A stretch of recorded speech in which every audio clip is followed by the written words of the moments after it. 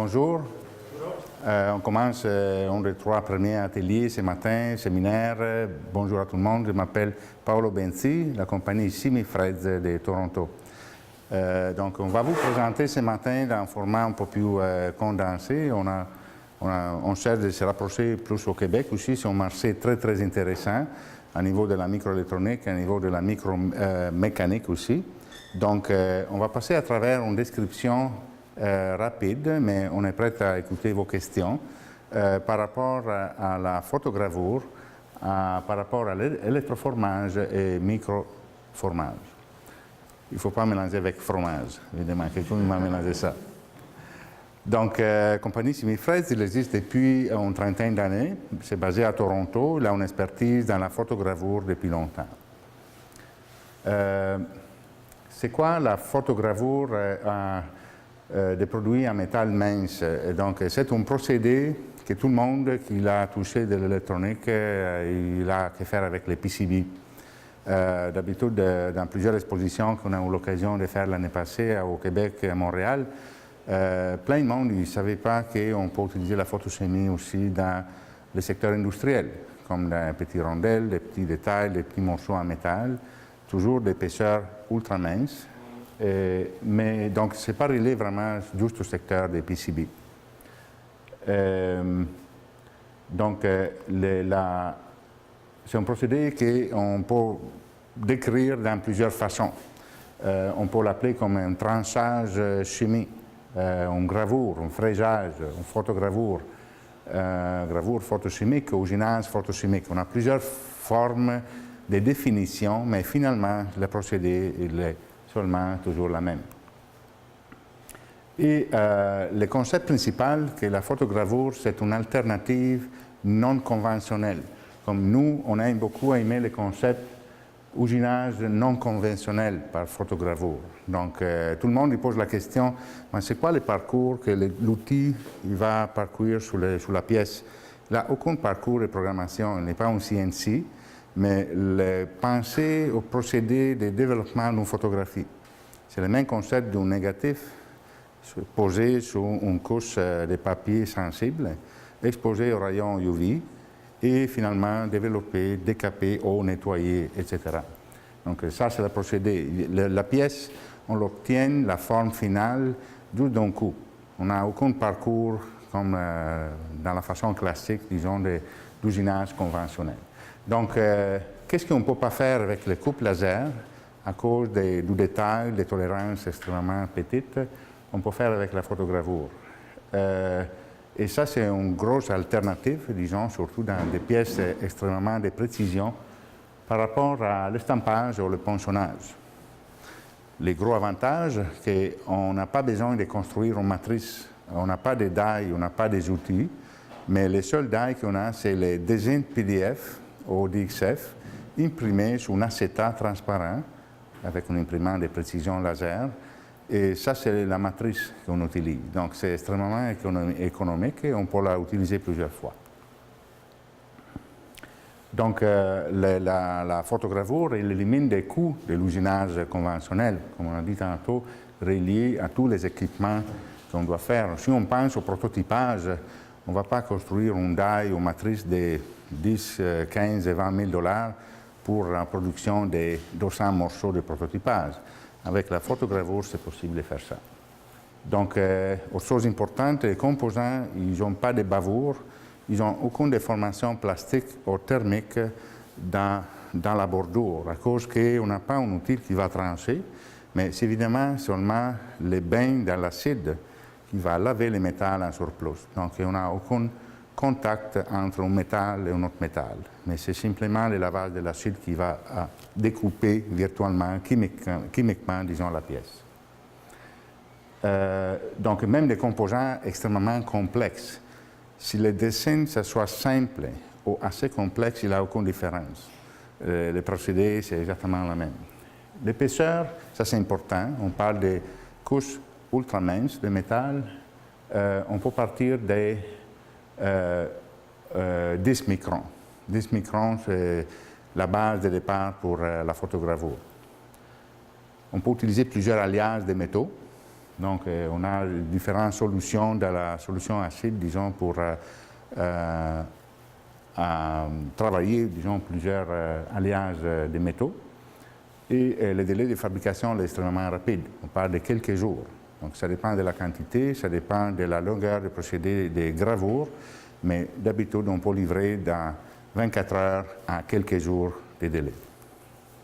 Évidemment, les pièces, ils ne gardent pas beaucoup de place, donc on met dans des petites enveloppes, dans des petites boîtes, ils sont envoyés par DHL ou par courrier express à travers le monde. Et les applications plus courantes, ils sont des applications quand on va retrouver des petits trous, extrêmement un grand nombre de micro-trous, comme des grilles, des blindages aux radiofréquences dans les boîtes électroniques, des filtres, etc. Les tolérances de travail, les découpages, ils sont toujours en proportion de l'épaisseur.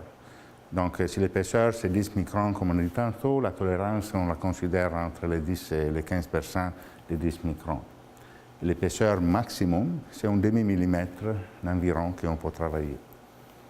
Et la dimension, ça dépend de la tôle de métal, ça dépend de la machine qu'on utilise. Actuellement, on s'est équipé à Toronto avec une nouvelle machine plus large, disons, mais jusqu'à date, on peut arriver à des dimensions de 460 x 600 mm. Ça, c'est la dimension maximale. Ça, c'est les terrains de travail, disons, sur lesquels, si on a des composants extrêmement petits, vous pensez qu'on peut les reproduire dans la même couche des milliers de fois dans la surface. Si on a juste un gros morceau de 400 mm x 600, évidemment, on fait juste une fois. Et ça, c'est l'idéal pour les prototypages, donc pour la réalisation de quelques morceaux jusqu'à plusieurs morceaux. Les industries sont les plus variées. C'est difficile de dire pour quelle industrie on travaille. Évidemment, on a des demandes par l'aérospace, l'automobile, le médical, évidemment l'électronique, la bijouterie aussi, les ornements. Parfois, on pense pas juste à la technologie, mais si on pense à des objets, des décorations, avec la même technologie, on peut faire ça. Et autre chose, ça, ce sont des exemples qu'on peut trouver ici. À l'extérieur, on a une table avec des échantillons. Vous pouvez voir et toucher avec la main pour voir la consistance, l'épaisseur et le niveau de précision que la photogravure peut obtenir. Ça sont d'autres exemples. Donc, ils sont des ressorts, sont des grilles, des centrages, des encoders pour les petits moteurs. Donc, ils sont toutes des pièces qui, évidemment, des grillages de cette façon ici, ou avec des lignes de bandes extrêmement minces, on ne pourra jamais réaliser avec les technologies conventionnelles ou avec les lasers. Ça, c'était la photogravure. Disons. On est équipé aussi pour d'autres technologies, comme l'électroformage et le microformage. Ça, il se réalise avec deux électrodes, anode et cathode, donc avec une déposition du matériel sur une des deux électrodes. Et l'épaisseur, il va de 5 à 250 microns, donc on peut travailler avec des épaisseurs encore plus minces. Et on a quelques exemples, quelques échantillons sur la table à vous montrer. Le matériel nickel au cuivre, on peut utiliser avec ça. Et aussi, on l'utilise surtout sur des filtres extrêmement précis, avec des trous qu'on peut voir juste à travers une lumière. Donc, on ne peut même pas mesurer avec des outils physiques. C'est vraiment impressionnant les détails qu'on peut obtenir avec ça. Et dans les microformages, ça veut dire qu'on peut réaliser aussi des pièces plus complexes en 3 dimensions, simplement pour les pliages. Donc, que ce soit dans l'électroformage comme dans la photogravure, on peut dessiner des lignes de pliage et dans la deuxième étape, on va plier selon les lignes de pliage et on va obtenir des objets en 3 dimensions. Ici, par exemple, on voit qu'on a des petites bandes pliées et ça, c'est une pièce de 100 microns pliée dans 2 petites extrémités.